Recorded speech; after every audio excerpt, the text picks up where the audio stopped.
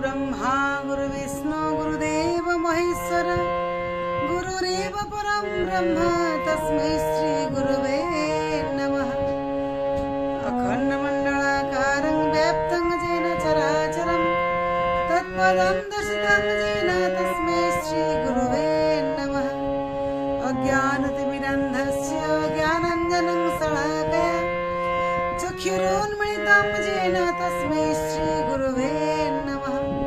स्थावरजङ्गमव्याप्तं येन कृष्णं चराचरं तत्पदं दर्शितं येन तस्मै श्री गुरुवे नमः। चिद्रूपेण परिव्याप्तं त्रैलोक्यं सचराचरं तत्पदं दर्शितं येन तस्मै श्री गुरुवे नमः।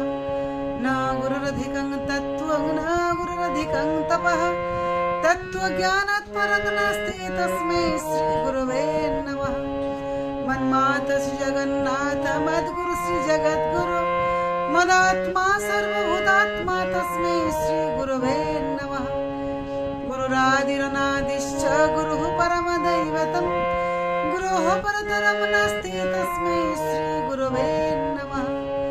ब्रह्मानन्दं परमसुखदं केवलज्ञानमूर्तिं द्वन्द्वातीतं गगनसदृशं तत्त्वमस्यादिलक्ष्यम् एकं नित्यं विमलमचलं सर्वाधि साख्यभूतं भवातीतं त्रिगुणरहितं सद्गुरुं त्वां नमामि। सद्गुरु